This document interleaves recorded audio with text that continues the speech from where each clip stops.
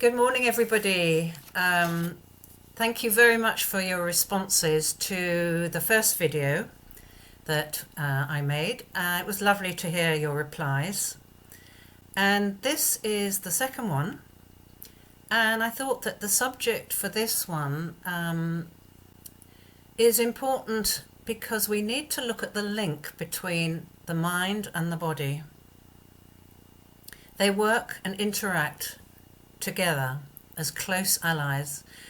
If you imagine that each day we have hundreds of thoughts that are bubbling up in our awareness, these have an immediate impact on our bodies. So with this really unfortunate pandemic that is global now, we are being bombarded with news every hour or even more often. We're not able to see our family and friends. We want to reach out, we want to touch, we want to hug them, and we are being prevented. And this is hard for us as humans because touch is something we need. So one thing we can really do is to look at how we are responding to the news, to the fears of others, to anxiety, and explore this a little today. So, I really want to talk about what's happening in our body. So perhaps you might consider just focusing now on your breath. Notice whether you breathe at the top of your lungs and it's shallow, which a lot of people do, and have a feel at the lower part of your lungs. Perhaps put your hands on the base of your rib cage and just take a breath in. Are your hands feeling that and pushing out by your abdomen? So what happens when we go into fear or anxiety is the body responds with symptoms. One is the breathing becomes shallow at the top of the lungs and faster. And if it becomes too fast, it can actually build into a panic attack where there's a lack of oxygen in the body, and that's scary. We'll talk about more about the breath in a minute. What are the other symptoms that you may be feeling in your body as a result of some anxiety? Maybe a dry mouth, bit of tummy tightening, maybe your palms go a bit clammy. We're all different, but in general the body has a series of symptoms that respond to fear. Let's see, what else have I got written down? Yes, the dry mouth, which I've talked about, maybe even nausea. So that's a response to fear. What the body might do, on the other hand, is go into flight mode, and with displays of anger and aggression, particularly for people being cooped up in a flat without a garden. Observe your body and how it's responding. I mean, if you put the news on, for example, tune in to your body. How is it responding? How is it reacting to what it's hearing?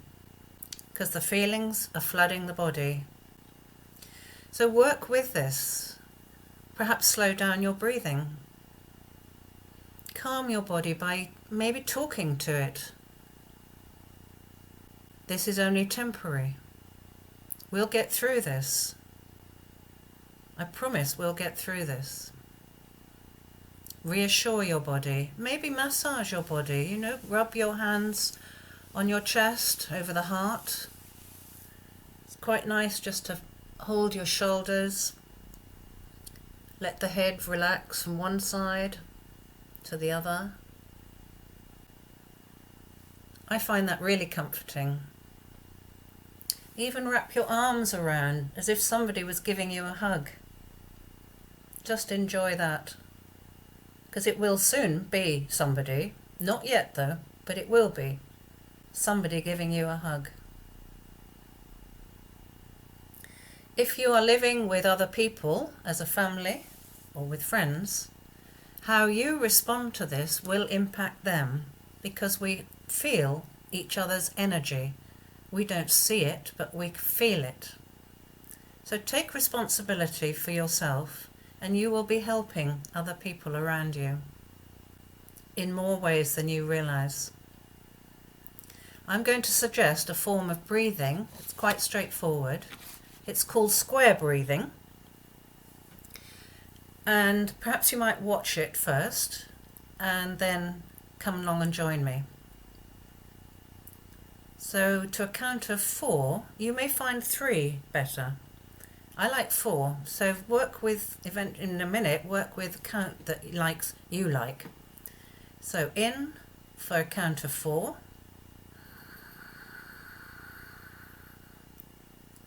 Hold for a count of 4. 3, 4. Release for a count of 4. Breathe out. Hold for 4, 3, 4. Join in if any time you feel ready. Hold 2, 3, 4. Release. Breathe out. 2, 3, 4. Hold. Breathe in. Hold. Breathe out. Hold. Breathe in.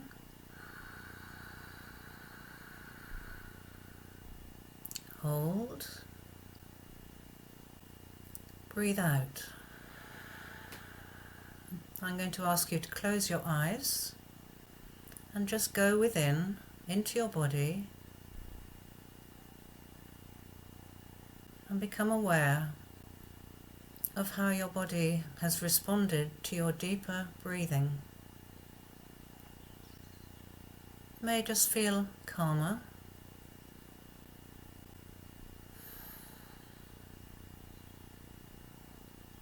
You may find your breathing has settled. It's a bit deeper.